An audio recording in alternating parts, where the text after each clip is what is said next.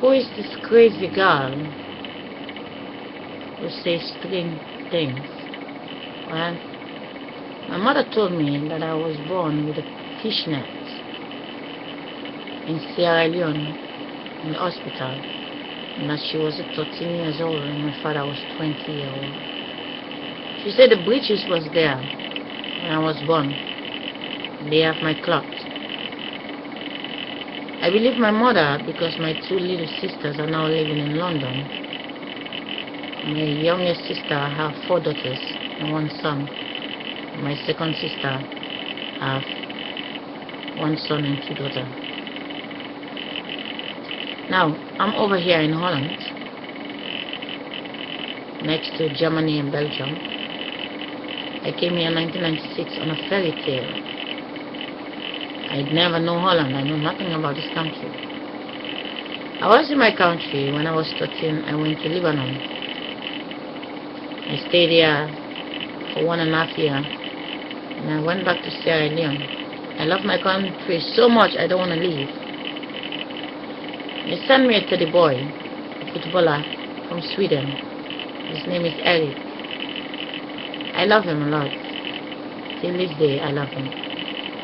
He's like a dream guy.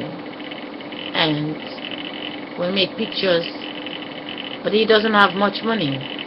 He play for charity. He say if I can buy a ticket, he can arrange for me for the visa to go to Sweden. But I think he can afford, but he doesn't know if he give me the money. If I will not keep the money for myself, he say, if you can buy a ticket, you can come to Sweden. I make the visa for you. So, in his mind, he think if he buy the ticket, I gonna keep the money. So I say, okay, I will buy the ticket. And now, but before I met him, I was living in a house the British actually rent for me. A British man who have daughters in London, but he was working for big ships and taking Sierra Leonean boys and put them in boats for 1 year, 2 years to work. I met him when I was working to my father. He saw me and he said, oh, you're beautiful. And then he take me to a hotel. But strangely, he does not function. And shockingly, I swear to God, now I understand what happened, why he does not function. Because he was above, he's 50. He already emptied his sperm. I swear to God, his dick cannot stand. Now I get the chance to understand why he never functioned. We went to hotel. He cannot function because he wasted everything when he was young. And now he's just a man that have a job but cannot get it up. I was with him more than 20 times in hotel. He can't get it up. When I look back for the first time in 22 years time, it's the first time I'm able to say it, to piece it together. I went with him. We go to a restaurant and they arranged for me that there was a colored girl who came from UK, one of the guys who were working for him in the boat. She says to me, oh, she has second-hand things to sell from London, beautiful boots, beautiful clothes and everything. I'm like, wow, but I don't have money. She said, you can pay me when Jeffrey gives you money. And she gave me these things and I was looking beautiful. I go to the disco and then the footballer came and met me.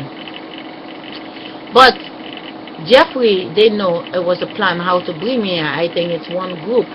They just need to find a way how to get me out of my country. And I went to Lebanon before I met him. They did something to me why I don't trust this world anymore. I was this little girl. I get some money. I buy a beautiful guitar, black, white, blue. And I buy a baby doll. I was so proud. My 14 year going back, I have presents for my family, my sisters and everything. But when I arrived in Sierra Leone, the things did not come to Sierra Leone airport. They cleaned everything out of my bag. I was so shocked. 14 years old, disappointed, crying. Like, how can they do this to me? And since that day, I don't trust this world anymore. And I go to my house. I was really just, I don't trust nobody. Like, people steal from me.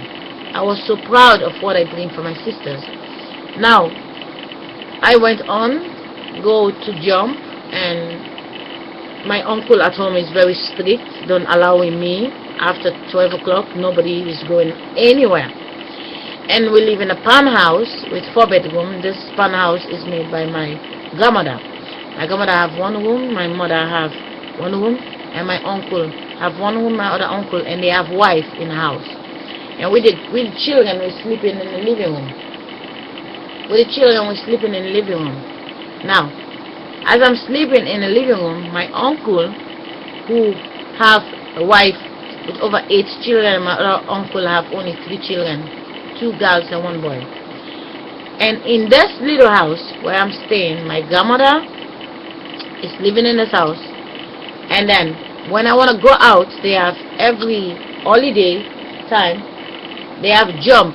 Children go in this disco, but they have to party in the disco till 8 o'clock. They have to go home. The disco starts from 1 o'clock till 8. Now, I am in this disco, I see all the big people dressing. I'm like, I'm 14, 15 years, I'm like, wow, these people look so beautiful. And I'm waiting for my favorite music. Mama. It's a beautiful song. The beating, the bass, it's beautiful. When I'm waiting, I say to my cousins and the girls who went with me, I say, we're gonna wait. Let's stand here, we can watch the big people coming in the disco. I wanna wait for the music. Now, but I'm gonna get in trouble because my uncle is looking for me, don't see me. Now, I'm staying in this disco, watching all these big people dressed, they're coming in. And we stay there whole night. 3 o'clock in the night to 4 o'clock, they play the music. And by the time I go home, I have to pass through the window to jump to go inside. But my uncle knew I was not in the house. In the morning, he was looking and then he saw me. He called me. He said, where was you? I said I was sleeping inside my grandmother's room. So my grandmother lied for me. So one day, I want to go out again. I don't want to go in children jump. I want to go out in the night. And as soon as I'm trying to open, my uncle know I lie. The door, what we have, is a steel door. And it's making a lot of noise when you want to open it. It go like, me. I'm like, shit, I want to get out.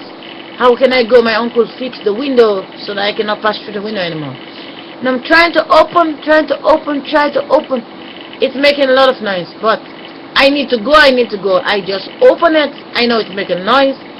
I run. He came to look for me, but I'm already gone. So since I was gone, I went out with friends and walked to my father. Coming home, only when my uncle sleep, I come back inside the house. My grandmother always cover up for me. But even though I was wild, I never have sex. I fake sex. I was a virgin till I was 18 years. I fake sex. I cross my leg. The guys think they're really making love to me, but I fake sex. I fake it because it was painful to do it. So I trick the guy. I just cross my leg like they're really inside of me, but not really. So, but still when you're going out, you're wild. And then they send, when I was 16, they send a message to my father that I'm causing trouble. I don't go to school. I don't listen. And now, what the system do? My father, I have to go to my father. My father say, I want to see you. I go. My father have 1 arm.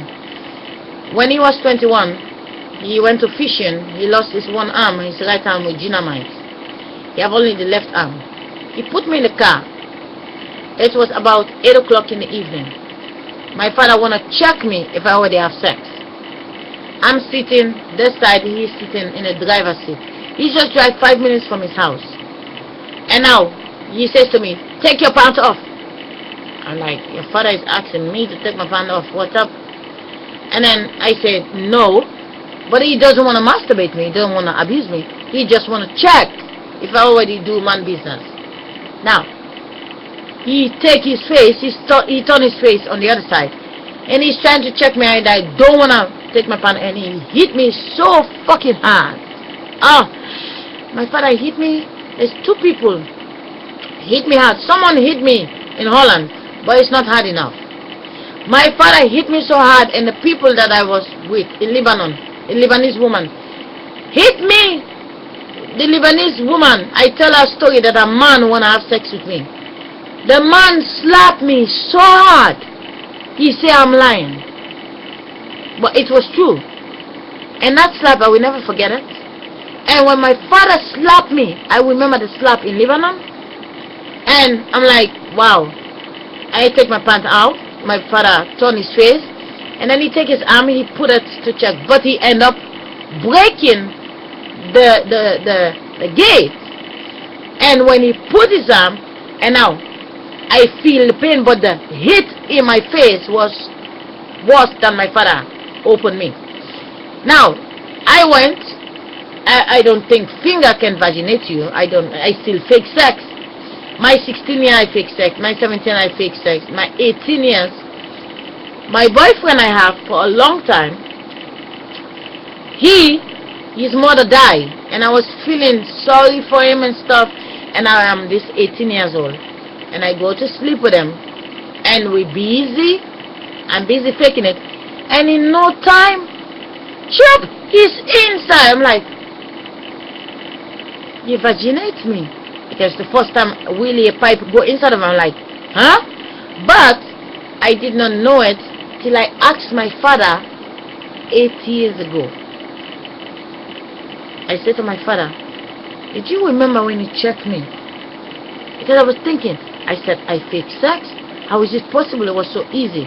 But my mind gave me the courage to ask my father 8 years ago. And then my father said, he saw the blood. He already asked God to forgive him. But my father never told me. And since I talked to my father 8 years ago, I did not call him anymore in the last 8 years. I don't call him in the last 8 years. But let me go back to the story of the breeches and the Swedish man, how I get here. The Swedish man, which is a boy, he is about 27, 28 years. Very beautiful, very handsome, perfect. He is now illusion, thinking, where is Sally? Till the day he die, no woman will replace me. Why? Because the girl he sent visa for never came. Let me start the next video.